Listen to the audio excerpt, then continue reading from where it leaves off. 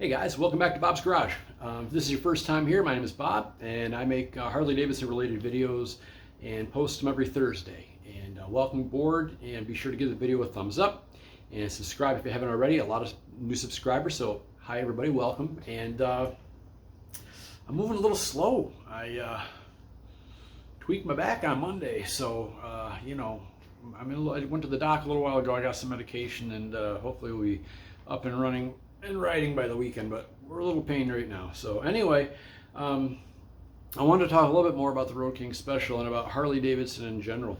Road King Special, like I said in last week's video, I love this thing. I'm very happy with it, and a lot of the viewers from last week's video commented that they have the bike and they love it too. I haven't heard anything real negative. Now Harley Dave, a new subscriber, if you haven't checked out his videos, please check out Harley Dave. He's excellent videos. He just traded in his Road King Special. I was surprised to hear that he said when he was at work, he just didn't get that can't wait to go ride that bike urge like he did with other bikes. And so he traded it in on a used breakout, beautiful bike, just for that sound that you get from that motor, from the twin cam. So you'll be happy with that bike, Dave. It's a great bike. So thank you for watching and subscribing. But he's really the first guy I've heard that wasn't really thrilled with the Road King Special. And I wanted to talk a little bit about Harley Davidson and the decisions they've been making over the last several years and how they're really making some good, smart decisions. And for me, it started in 2014 with the Rushmore project. They made some significant changes to the touring chassis. And then road glide, street glide popularity soared. Better handling, easier to get in and out of the saddlebags, a lot of significant changes. And then 17, of course, they introduced the Milwaukee 8 and the touring bikes.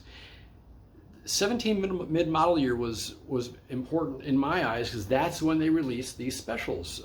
You could buy a 2017 Street Glide special that looked like a regular Street Glide, just had a little glossy finish on the inside of the fairing.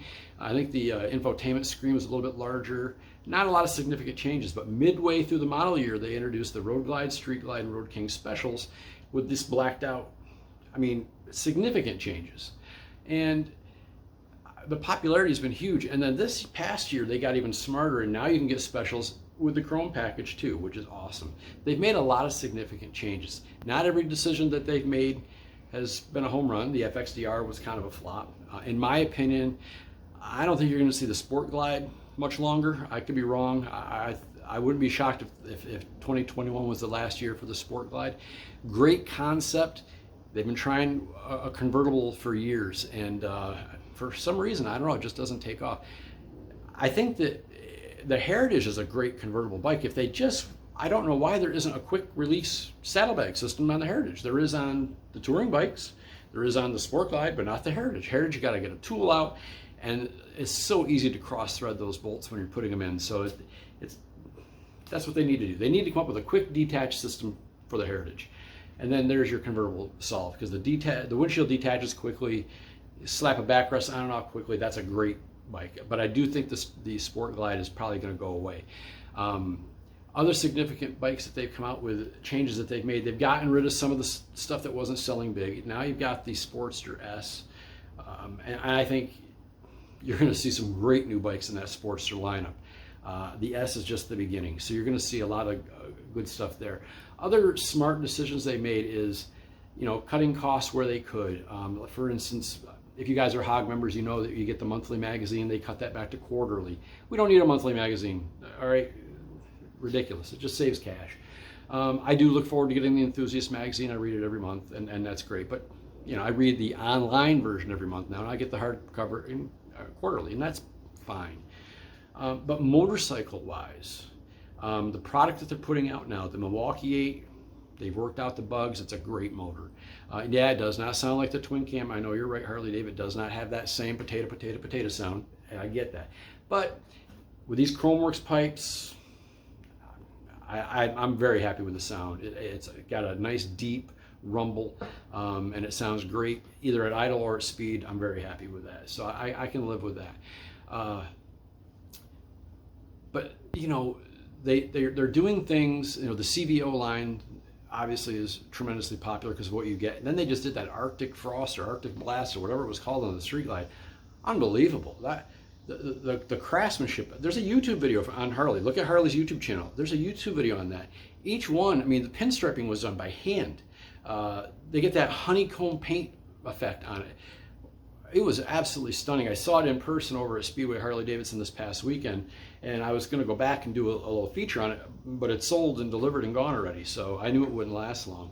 And what's cool is that's numbered. There's only 500 of those. And what I thought was neat is that number 1 of 500, they had it out in Sturgis, and you could enter to win that. I mean, it's a great bike to have regardless of what number, but if you had number 1 of 500, that'd be really cool. And they, they outfitted it with a 131 motor. They had a Razor tour pack on it and a bunch of other goodies that really made it stand above the others.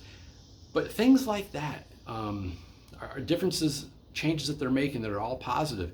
And like I said, not every decision has been a success, but they're learning from these mistakes. And correct me if I'm wrong, comment down below. I think that one of the things that really is triggering all these changes from 14 on up is Indian Motorcycle. They've got some real competition now. The Japanese bikes have pretty much gotten out of the cruisers. You can't get a Yamaha Roadstar or anything like that anymore. But Indian came along, and now we've got better chassis. The soft tail chassis is phenomenal.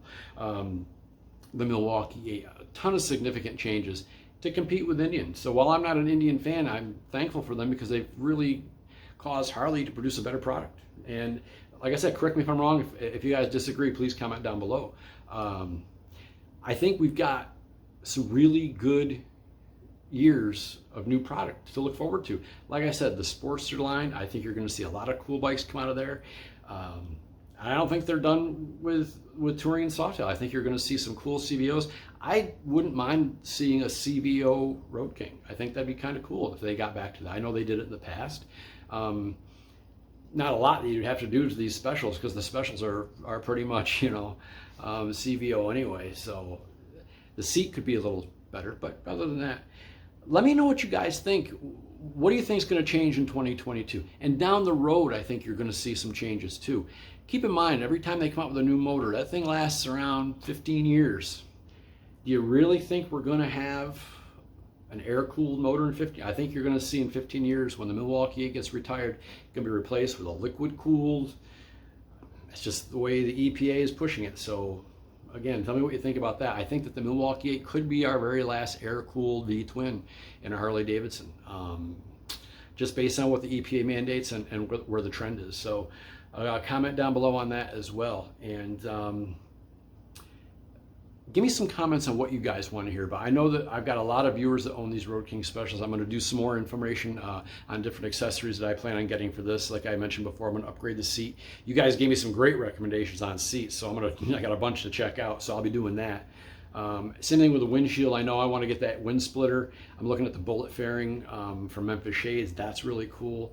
And one viewer gave me some tips on how to put that wind splitter on securely because they're stealing these things. It's ridiculous. So thank you for the input for that. I appreciate that. So I'm going to come up with some new videos with some content focusing on the Road King special. But if there's something specific you guys want me to talk about, a comparison between certain bikes, whatever, I can go over to Speedway and test ride something and give you my impressions on it. Whatever you guys want to see. This channel's for you. Like I said, I don't make any money off of this. I'm just doing it for fun. So if there's something you want to see, please let me know. So again, please give the video a big thumbs up. Subscribe if you haven't already. Comment. I love the comments. I'm trying to comment or to reply to every comment.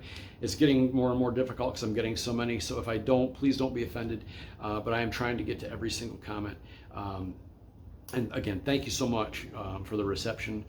Not everybody agrees with what I say, and that's cool. I get that. I don't expect you to agree with everything I say, but let's just have some conversation. Just because we disagree doesn't mean we don't like each other, man. We all have the same passion for motorcycles and for Harley Davidson. Let's just have some fun.